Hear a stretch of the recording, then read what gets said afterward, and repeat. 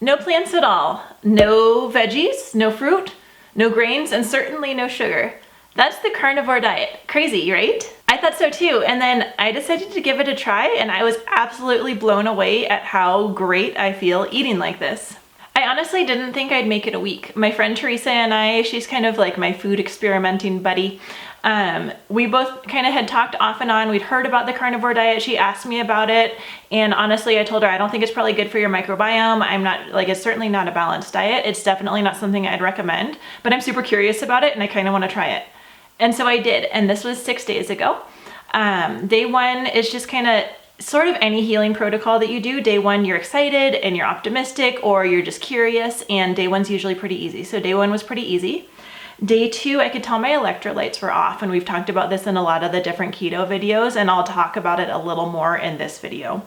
So I could tell my electrolytes were off, and I just started eating quite a bit more salt, and I felt a lot better, but I still felt good on day two. Like I walked the dog for like 1.5 miles every day, and it was no problem. Like I wasn't tired or anything. Poops, which we'll talk about in a second, poops were just fine. And then day three, I felt amazing. And this is kind of the shocker. I'm just like, I never thought I would feel this good. I've been on keto and like in ketosis for about a year. And I've done it off and on before this. And all of my stuff, just as a note, I do all of my things for mental health. And so I'm not doing any of this for weight loss. Usually weight loss goes hand in hand. And so what works for me for mental health, which is usually my struggles, can work for other people for like chronic pain, and can work for other people for weight loss. So a lot of people will do carnivore, which is what we're talking about right now, or keto for weight loss or for the inflammatory benefits. I personally just do all of this for mental health. So when I say I feel great, I mean like my head was clear, I had lots of energy, my mood was good, and any kind of lingering mental health issues, which I'll link to a little bit of why I would have that,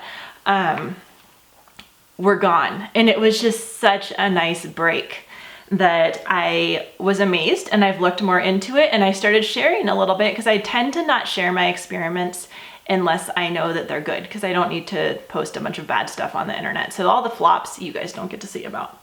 But this, I felt good, and so I just want to share.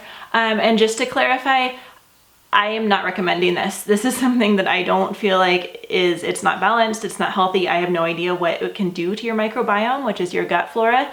I'm gonna keep doing it just because I feel so good. I'm not committed to it, and it's definitely not a religious thing for me where I'm preaching that everyone should do it. And if I feel like eating plants again, or if I try eating plants again and they feel good, then I'm just going to assume my body fixed whatever it needed to fix and I'm ready to go. So I just want to, as I talk about the benefits that I've gotten for this and the objections and why I'm doing this anyway, I just want to clarify that I don't actually recommend it, but I really like it. So what do I eat? These aren't glamorous. You can tell I'm just cooking for myself. The rest of my family is, my daughter's on keto, which I've talked about in another YouTube video, and she does that for brain benefits, cognitive benefits. And then my boys they eat mostly keto at meals, and then they eat some grains, and they eat fruit like after their meals. And so they're not on the ketogenic diet, though they have been in the past. So what do I eat? It's not the prettiest, but it's amazing fuel that keeps me going nonstop, calm, and sleeping well. I eat elk. I eat a lot of elk because we live in Montana and I know hunters, and elk are huge. And so we have a couple 100 pounds of elk meat. So I eat a lot of elk, wild caught salmon from Alaska, same hunter doing his fishing thing. Grass-fed beef, which is local here in Montana, and actually like the ranch sends someone out. I'm on a subscription program with them. Seafood, some chicken, and then for the carnivore diet, there's a few different ways of doing it. And so you can be like meat only. There's some people that just do grass-fed beef and salt, and that's their entire diet. Some people include all animal products, but no plants, which would be meat, seafood, dairy, like including cheese or sour cream. And some people even include honey, which I'm not, because I know I like to be in ketosis, and honey would definitely boot me out. Some exceptions, and some of the plants that I've eaten, like I said, I'm not doing this religiously. It's not something that I feel the need to follow. I'll just kind of experiment with following as strict or as not strict as I feel like it and see how I feel as I go. But I have kept in black coffee every day. I really like my coffee. I can quit, and I have quit in the past. At this time, I'm not feeling super motivated to quit. And so I'm drinking black coffee in the morning. I'm drinking kava occasionally. It's something I talked about in another video. It's like an alcohol substitute that's made from a root that doesn't give you the impairments of alcohol, but it does give you the relaxation. And so I'm drinking that. It's kava tea, so it's like a tea made out of a root. A couple times I've done that in the past week. And then I had a vodka soda on Saturday night.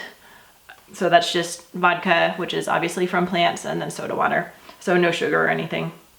And then I also, this isn't an exception, but I had add in tallow for fat, and I'm using Epic tallow, which is from grass-fed beef, just to kind of get those. It's actually hard. So I'm 5'8" and I'm like 140 pounds. And my nutrition requirements or my calorie requirements is about 1,800 a day. And it's kind of hard to eat that much meat. And so I am adding like a spoonful of fat or a spoonful of ghee or butter to most of the meat that I eat, and just kind of making a little sauce out of that. And so then here's the question that everybody's wondering about, but you maybe don't want to ask. I'm still pooping. Like, it's not a problem. So people, you think that without fiber you won't, but then what I've learned since I've been doing all this microbiome stuff, and I've been so interested in healing the gut, is that it's not necessarily fiber, but peristalsis is just like your body moves stuff through your digestive system. If your body's working properly, your digestive system just keeps things going through. And then also a big part of your poop is made up of dead bacteria. And so this is just something that your whole gut is populated with bacteria, and they're gonna die. Like, that's just their life cycle. And so then they're gonna move on out. And so yes, they've gotten smaller, but they're still regular, and consistency is great. A lot of people that haven't done, I've eaten pretty high fat pretty much since I became an adult and learned that fat isn't bad for you. And so I've eaten pretty high fat, and plus my body just seems to do really well with fat. So I haven't had a problem. Some people will have a problem with actually diarrhea, which is not what you'd think if you're not eating any fiber, but some people do have that problem. I haven't personally had that problem. So then, speaking of your microbiome and your gut bacteria, this is where I'm cautious about the carnivore diet, is I don't know what it's going to do to the microbiome. And this is something that I'll probably try every couple weeks. We'll see how long I make it. I mean, it could be that next week I'm just craving vegetables again, and this was a 1-week experiment and we're good to go. But if it's something that I end up staying on long term, I'll probably start taking a probiotic. Or the first vegetables that I'll introduce and try and see how it goes is fermented food like sauerkraut, just because I am not sure that this is going to be good for anyone's microbiome. My kids aren't on carnivore. If they wanted to do it, I'd probably let them and see how they did, but it's not something I'm going to push on them at all, because I am concerned about that microbiome thing.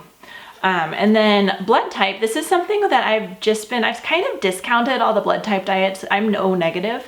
And if you look at, most people are blood type O. A and B are a lot less common, and then AB is the least common. So I'm O, and apparently people with O blood type do well with a lot of meat. I think a lot of this has to do with our ancestors, and this is where genetics can play a role. So I really dislike that so much of modern medicine blames everything on genetics. It's like, oh, you eat fast food 3 times a week and you have type 2 diabetes. Oh, well, it must be genetic. No, probably not. But definitely people that have different genes, probably different food will work better for them, and they will be more or less susceptible to certain diseases. So I'm blood type O, and I've kind of asked just different people that I know around the internet that I know do well on a lot of meat or have done carnivore. Like my friend Teresa, I'm just like, hey, what's your blood type? Because she's loving carnivore just like I am. And she says hers is type O as well. And so I'm wondering if the blood type does come into play a little bit for whether we thrive on this or whether it's like torture. Because honestly, I expected it to be like torture. I expected to throw in the towel in 3 days. But instead, I'm very happy to be on the carnivore diet, and we're about a week in now. The cost is something that a lot of people wonder about. And so again, this is just where you're really using food for fuel. And so I can do grass-fed beef that I buy in bulk from my local farmer, and it costs me like $7 a day, I think, to get the amount of calories I need. And this is where being a woman kind of comes in handy, is that I don't have to eat as much, because when you're seeing food as fuel and it's not something that you're really getting all that enjoyment out of, which I definitely like my beef and I like the butter and all of that. It's not that I dislike it, but it's something that I'd be kind of bummed if I had to eat 5 pounds of it. And so that's where the different meats come into play, and you really see the different calorie content and nutrient density, where I'd have to, like, I can do like 1.5 pounds of grass-fed beef, or I can do like 3 pounds of chicken, or I can do like 5 pounds of shrimp. And so mixing different proteins is definitely the way to go, and it's something that you're probably going to want to do to get the different diversity. But that's a lot of shrimp if you're going to try and get all of your calories from seafood.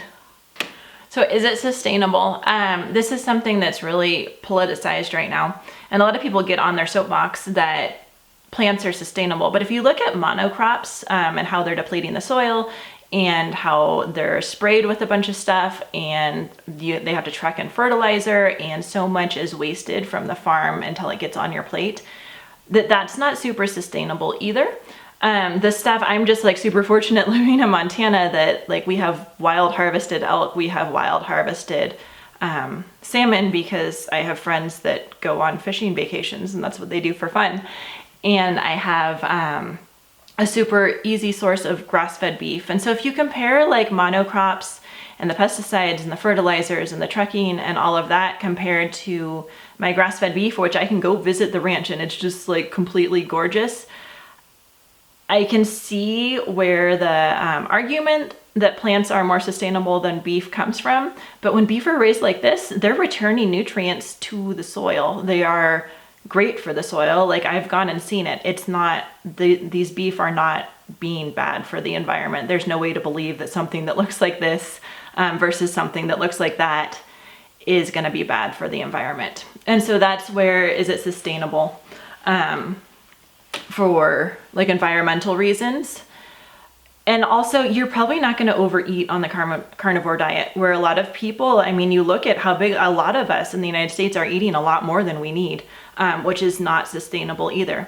And this is more of a discussion than a judgment. Like, I have no judgment associated with anyone's eating habits. This is just what works for me. And a lot of people do discount carnivore because they say it's not sustainable, it's bad for the environment. And I would just argue, let's rethink that a little bit. And so drawbacks, the first drawback, I need a ton of salt. And so this is beef stock right now with salt in it. And I think it's because like even on keto, I was eating like salted nuts and I was eating cheese, which has quite a bit of salt in it. I think just because I'm cooking plain beef and not using any seasonings, because I kind of wanted to use it as an elimination diet. So I'm cooking plain meat with salt and that's all I'm eating.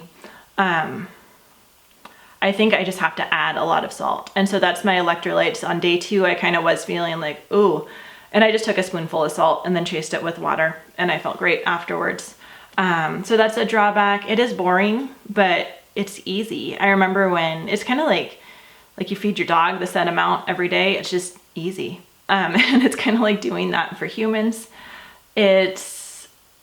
We're as a family, we're eating more meat now just because all of our dishes, like last night we had chicken and I just cooked mine plain and I added Parmesan and some garlic and some cream cheese for everyone else in my family.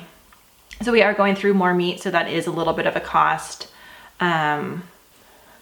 Socially, it can get a little weird. And this is where I don't like my weird food experiments to impact too much of my social life. And so I think I would probably just have a cheat meal if I was going somewhere. I'd probably try to choose mostly meat, but if I was going somewhere where it was going to make people feel uncomfortable, I would probably just have a cheat meal, just because I'm not doing this for any debilitating condition. I'm doing this because it makes me feel good, but it's not like catastrophic if I go off of it. And so socially, that is a drawback. Leftovers, I find, like, I love freezer cooking and I love meal prep. I don't love it when I pre-cook my meat, so I try to cook fresh. And then I just have like perpetual broth, which is going in the Instant Pot, which is just I keep adding filtered water and I add more meat that has the bones on it, or bones in it. and keep making stock. And so I've always got stock going, so that's always easy and available. But meat, I don't really like having just plain salted meat reheated. It's really not doing anything for me. So I guess it is hard to prep for. And I'm home enough and it's super filling. And so I can easily go like 16, 18 hours without eating and not really be bothered by it. But that is kind of a drawback that I can't prep because I was prepping a lot of our food. And this means cooking every day, which really isn't too bad. So yeah, I went into this thinking I would hate it. I ended up loving it, and I will be back with another update. If you want to ask me any questions below, I can try and answer them next week, but I figure if I stay on this, I'll go ahead and keep updating you. And I guess one more caution is that I had been in ketosis for a year before I did this. I see a lot of stories where people's first like week or two of carnivore, especially if they weren't in ketosis first, were really hard. And I was kind of expecting it to be anyway. I think it's probably because I had been in ketosis and I am aware of what being low on electrolytes feels like. And so it was like, yeah, by day 3, I just felt amazing. Oh, and one more thing I do want to address is thyroid. So a lot of people keep telling me I'm going to kill my thyroid. My thyroid is great. Like I'm warm. I'm warm. I have energy. My hair grows. Everything grows. I'm not gaining weight. I'm again not doing this specifically to gain or lose weight, but I'm a swimmer and I swim, I don't know, like 1.5 miles or 2 miles. I aim for twice a week. I usually only make it once a week. And then I walk the dog for about 1.5 miles a day. But I haven't seen any signs of my thyroid tanking at all. And I've been low carb for about a year now and kind of off and on before that. And so I guess that's really encouraging where people, I'm not sure why they say that it's going to tank my thyroid, but maybe I'm just a really resilient person, like a cockroach. I'm not sure, but I just thought I would address the thyroid thing. Adrenals, I should have definitely, because I'd been through trauma, had adrenal depletion, and I found, again, like I sleep great, I have energy, I'm happy. I really don't see how you can ask for anything more than that. So I wanted to share with you. I'll be back soon. Thanks for joining me. If you want to click subscribe, you won't miss any videos.